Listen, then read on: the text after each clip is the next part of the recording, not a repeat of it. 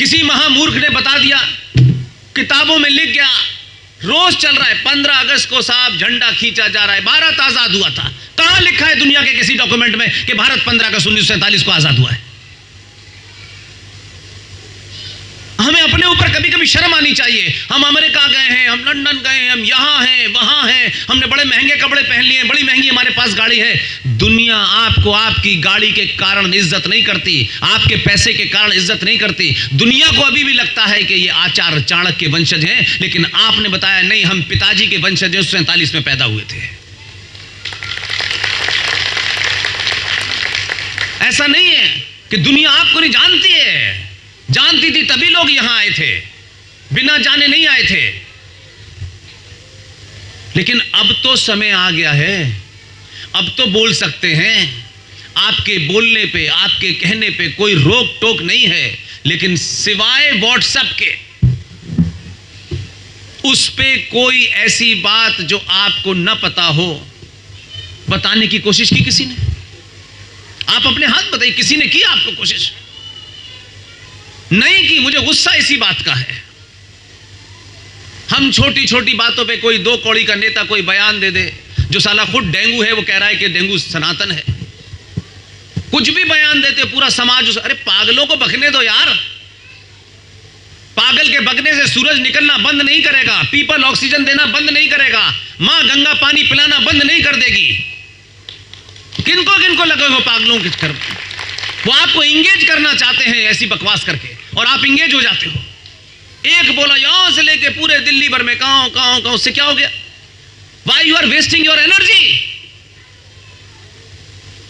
ना उसको पता है सनातन क्या है, ना आपको पता है सनातन क्या है। सनातन की रखवाली करने की कोई आवश्यकता नहीं है भाई।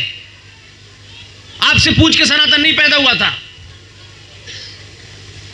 है क्या सनातन? पूजा पाठ सनातन नहीं है, ये एक अलग चीज है। सनातन जब ये ब्रह्मांड अपने अस्तित्व में आया होगा तब से है, और मैं नहीं जानता कि जब तक ये अपने अस्तित्व में, एग्जिस्टेंस में, वजूद में रहेगा तब तक दुनिया की कोई ताकत इस सनातन को समाप्त क्या सोच भी नहीं सकती। और सनातन किसी के कारण जिंदा है, यह भी बेगलत फहमी है कि हम ही सनातन को बचा रहे हैं। कोई सनातन को नहीं बचा सकता, क्योंकि कोई मार नहीं सकता, क्योंकि सनातन पैदा ही नहीं हुआ है तो उसे मारेगा कौन भाई? क्या है सनातन?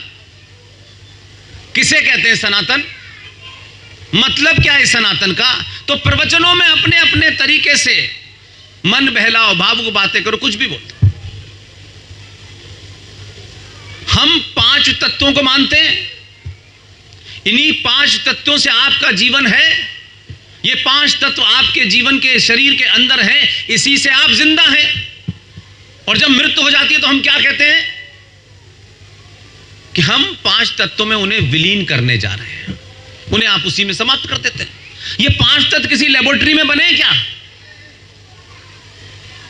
अगर आपको ऋषि मुनियों की बात करनी है, संतों महंतों की बात करनी है, तो करोड़ों करोड़ों साल पहले वो जो संत थे उन्होंने किताब नहीं लिखी, उन्होंने उस समाज को, उस समय की परिस्थिति काल को ध्यान में रखते हुए कैसे वो बात बतानी है, इतनी कॉम्प्लेक्स बात बतानी है कि कैसे हम उसको किसी चीज से जोड़ दें ताकि ये समाज एक समय के बाद, हजारों साल के बाद जब ज्ञान आएगा, लोग लिखा पढ़ी की बातें करेंगे, जब अक्षर ज्ञान आएगा तब ये अपने आप वहां तक पहुंच जाएंगे। लेकिन उन्होंने आपकी हर बात को साइंस से जोड़ा।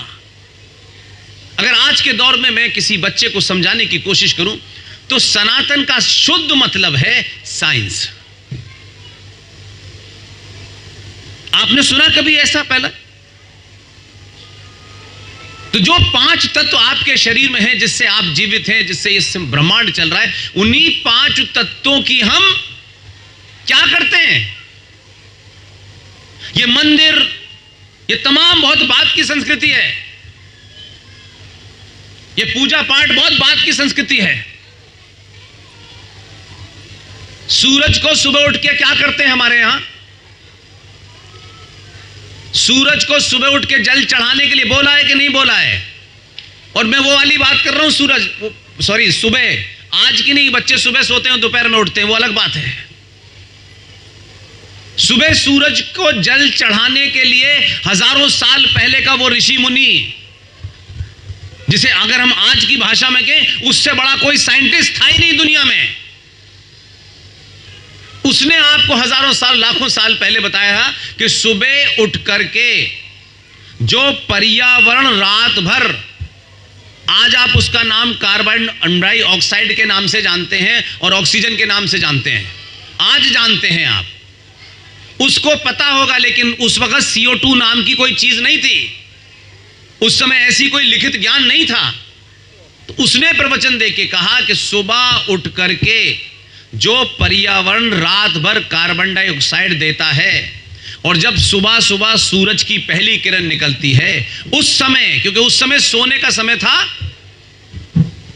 उस समय रात का भोजन सूरज के अस्त होने से पहले पहले खा लिया जाता था। खाया जाता था कि नहीं? तो क्यों खाया जाता था? साइंस थी। और उसके बाद जब आप सोते थे तो आप 4 बजे के आसपास उठते थे, तब आप नहाते थे और जल लेके सूरज के सामने ऐसे करके खड़े हो जाते थे, और फिर उसमें से जल गिरता था और आंख खुली रहती थी और सूरज की तरफ देखते थे। जब आप जल चढ़ाते हैं तो उस वक्त सूरज की किरण जो सुबह सुबह निकलती है, और उस वक्त पर्यावरण रात में जो एक ऐसी गैस देता है जो आपके शरीर के लिए हानिकारक होती है, सुबह ही सुबह उसमें से कार्बन डाइऑक्साइड निकलती है, और जब वो रिएक्ट करती है पानी के साथ में तो आपकी आंखें खुली होती हैं, तो सूरज की किरणें एक जगह इकट्ठी होती हैं और आपके माथे पे लगती हैं। जो पूरे दिन के लिए आपके शरीर को अग्नि चाहिए वो सुबह सुबह सूरज देता है। अब वो ऋषि मुनि नहीं समझा पाया था कि भाई ये साइंस है, ये अग्नि है, ये हीट है। आज आप देखिए, छोटा सा वो ले लीजिए, सूरज को देखिए, वो आप लगाते हैं एक मिरर, नीचे कागज जल जाता है कि नहीं जल जाता है? ये उसको पता था। हम उनके वंशज हैं, हम बापू के वंशज नहीं हैं।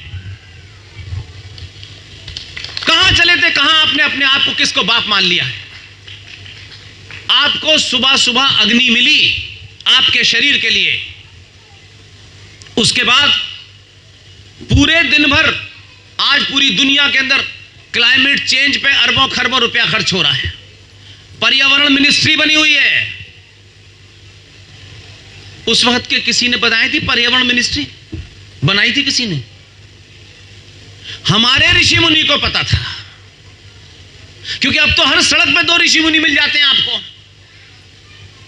उस ऋषि मुनि को पता था हजारों साल पहले, तब उसने ये कहा था, क्योंकि मनुष्य की एक प्रवृत्ति होती है, और इस दौर में तो लालच पराकाष्ठा पे है, कि मनुष्य जब तक साइंटिफिक तरीके से बात करता है, और अगर वो साइंटिफिक बैकग्राउंड ना हो उसकी, और वो आस्थाओं पे ज्यादा विश्वास करता हो कि मंदिर चले जाना बेटा पास हो जाएगा, तो ये आस्था कर देता है। मंदिर जाने से किसी को गलतफहमी नहीं होनी चाहिए कि वहां जाने से पास हो जाए तो फिर बच्चे एग्जाम में क्यों जाए, सब मंदिर में चले जाएं। वो आपकी आस्था है, वो आपका विश्वास है। उसलिए उस वक्त के ऋषि मुनि ने कहा कि पूरे ब्रह्मांड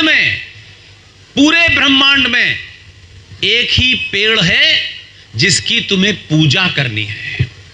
अब हम जब पूजा का भाव लाते हैं तो आज तो पूजा के नाम पे करोड़ों फ्रॉड है हमारे यहां। जिस सनातन सभ्यता के पास ऐसे ऐसे ऋषि मुनि रहे हों, ऐसे ऐसे ज्ञानी रहे हों, ऐसे ऐसे मंदिर हैं जो शुद्ध रूप से साइंटिफिक वैल्यू पे बने हुए हैं। वो मंदिर नहीं कह रहा ये चौखट में लगा लो, चंदा आ गया, शाम को पंडित जी ने उठाया चले गए। अब तो पंडित जी को मंदिरों में समय नहीं है, वो टेप लगा कर टेप रिकॉर्डर चला के आरती चले जाते हैं, शाम में आए खत्म हो गई। इससे नहीं बचने वाला। तब उसने आपकी आस्था को इसलिए जोड़ा कि मनुष्य को वो साइंटिफिक बातचीत कन्वे करना मुश्किल था। जैसे एक मां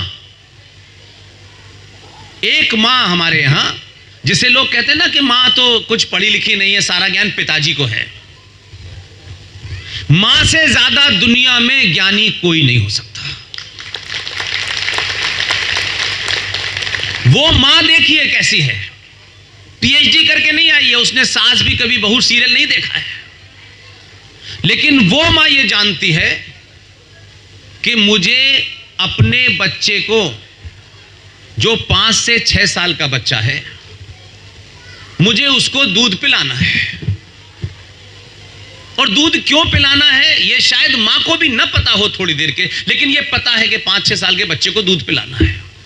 अब वो 5-6 साल का बच्चा दूध नहीं पी रहा, मां पीछे पीछे भाग रही है, पीछे पीछे भाग रही है। कभी वो दूध गिरा देता है, कभी मां नाराज होती है, लेकिन अल्टीमेटली मां का एजेंडा क्या है कि ये बच्चा दूध पी ले, क्योंकि दूध से इसके शरीर के अंदर ताकत आएगी, इसकी हड्डियों को ताकत मिलेगी। अब वो 5 साल के बच्चे से खड़े होकर हेडमास्टरनी की तरह के तुम दूध पियोगे तो दूध से ताकत आएगी, फिर तुम्हारी हड्डी मजबूत होगी, वो बच्चा समझेगा? वो नहीं समझेगा ना। लेकिन उस मां का दिमाग देखिए, उस मां ने अपने उस 5 साल के बच्चे से कहा दूध पियो, वो भागा, तो उस मां ने क्या कहा, दूध पी लो नहीं भौबो आ जाएगा। अब बच्चे ने डर से दूध पी लिया, बच्चे को भी नहीं पता, मां को यह तो पता है कि दूध पिलाना जरूरी है, लेकिन उसकी साइंटिफिक वैल्यू उसको नहीं पता बेचारी को। लेकिन उसने उसे दूध पिलाने के लिए एक रास्ता ढूंढ लिया कि ये भौबो आ जाएगा, इस चक्कर में ये दूध पी लेगा। लेकिन मां का इंटेलिजेंस देखिए, इसके लिए पीएचडी नहीं करनी। वही मां है, उतनी ही अनपढ़ है जितनी 5 साल के बच्चे में थी, कॉलेज नहीं गई, घर पे है, लेकिन उसका ज्ञान देखिए। वही बच्चा जब 12 साल का हो जाता है और जब वो दूध उसको गिलास में देती है, तब मां ये समझ जाती है कि अब इससे मैं कम्युनिकेट कर सकती हूं, अब इसकी बुद्धि कुछ कुछ समझदार हो गई है, वो बोल सकता है, समझ। वो मां फिर उससे क्या कहती है, बेटा तू दूध पिएगा ना तो तेरे शरीर में ताकत आ जाएगी, तेरी हड्डी मजबूत हो जाएगी, और भौबो आएगा तो तू मार के भगा देना। पहले भौबो के माध्यम से दूध पिलाना चाहती थी क्योंकि उसका एजेंडा दूध पिलाना था। अब क्योंकि भौबो की जरूरत नहीं है तो कह रही हो कि हड्डियों के वजह से भगा देना। दूध उसने फिर पी लिया। तो जब हम किसी चीज को पूजा या आस्था से जोड़ देते हैं, आदर से जोड़ देते हैं, तो आपके मन के भाव ये होते हैं कि जब आप मंदिर जाते हैं तो एक पवित्र मन से जाते हैं। ऐसा नहीं है कि मंदिर भी जा रहे हैं और श्री देवी भी दिमाग में घूम रही है, ऐसा होता नहीं है हमारे भाई। अगर ऐसा होता है तो फिर मंदिर मत जाइए, फिर पिक्चर हॉल जाइए, अपना भी टाइम वेस्ट मत करिए और भगवान का भी टाइम वेस्ट मत करिए। तो जब आपके अंदर वो पवित्र भाव पैदा होता है तो उस पवित्र भाव को कोशिश करते हैं कि हम किसी भी चीज को उसका मजाक ना उड़ाएं, और भावनाओं से जोड़ देने से हम उसको साफ रखते हैं। जैसे कोई मंदिर होता है, उस मंदिर को साफ क्यों रखते हैं? साफ सुथरा रखते हैं, दिया जलाते हैं, उसकी झाड़ पोंछ करते हैं कि नहीं करते हैं? क्योंकि हमारी आस्था जुड़ी हुई है, उसके प्रति हमारी एक श्रद्धा है। ऐसे ही मां, जिस समाज में माएं, जिस समाज में बेटियां, जिस समाज में बहनें पुरुषों के अत्याचार के कारण रोती हो, वो समाज कभी जीवन में उन्नति नहीं कर सकता, कभी नहीं कर सकता।